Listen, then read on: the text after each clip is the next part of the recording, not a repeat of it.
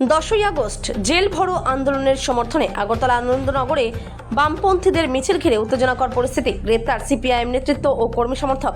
আগামী 10ই আগস্ট দেশব্যাপী জেল ভরো আন্দোলনের সমর্থনে বুধবার আগরতলার আনন্দনগরে এক বিশাল মিছিল সংগঠিত করল সিপিআইএম দল ও সহযোগী সংগঠনগুলো। এদিন আনন্দনগর অঞ্চলের বিভিন্ন পথ পরিক্রমা করে মিছিলটি 7 নম্বর পাড়ার দিকে এগিয়ে যাওয়ার সময় পুলিশ বাধা দেয়। পরে মিছিলে অংশগ্রহণকারী বাম কর্মী সমর্থকদের আটক করে পুলিশ লাইনে নিয়ে যায়। এদিনের এই প্রতিবাদী কর্মসূচিতে উপস্থিত ছিলেন ভারতের গণতান্ত্রিক যুব ফেডারেশনের রাজ্য নেতা নবারুণ দেব সহ স্থানীয় বামপন্থী নেতৃত্ব। মিছিল থেকে কেন্দ্রীয় ও বিজেপি শাসিত ত্রিপুরা সরকারের গণবিরোধী নীতির বিরুদ্ধে তীব্র ক্ষোভ প্রকাশ করা হয়।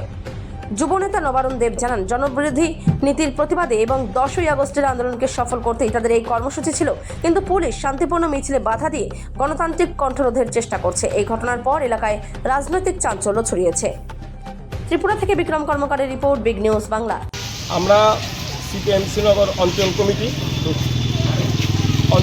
উদ্যোগে আজকে আমরা এই বিক্ষোভ মিছিল আয়োজন আমরা করেছি। মূলত আগামী 10ই আগস্ট গোটা দেশব্যাপী জেল ভরো আন্দোলন, এই আন্দোলনের সপক্ষে আমরা যেমন আজকের এই মিছিল সংগঠিত করছি, পাশাপাশি এই 11 দফা দাবি, গোটা দেশে রাজ্যের এই দাবিকে সম্বলিত নিয়ে যেমন আমরা এই মিছিল করছি, পাশাপাশি রাজ্যে আমরা লক্ষ্য করতে পারছি বেকারদের কর্মসংস্থান থেকে শুরু করে এবং যারা ভাতাপ্রাপক আজকে 3 থেকে 4 মাস হলো তাদের ভাতা ঢুকছে না, জায়গার কাজ নেই।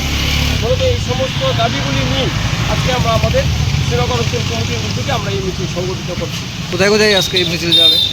আজকে আমরা এখান থেকে বাজার সংলগ্ন পর্যন্ত যাবো, ফিরে আবার আশ্রমে এসে আমরা আমাদের মিছিল শেষ করব। কি বার্তা থাকবে আপনাদের? আমাদের বার্তা থাকবে আগামী দিন যে অর্থাৎ 10ই আগস্ট যে জেল ভরো আন্দোলন, এই জেল ভরো আন্দোলনটি রাজ্যের যে একটা অগণতান্ত্রিক সরকার চলছে, যে স্বৈরাচারী সরকার চলছে, এই স্বৈরাচারী সরকারকে উৎখাতের ডাক দেওয়ার জন্যই আমরা এই রাজ্যের গণতন্ত্রপ্রিয় মানুষকে আমরা আহ্বান করছি।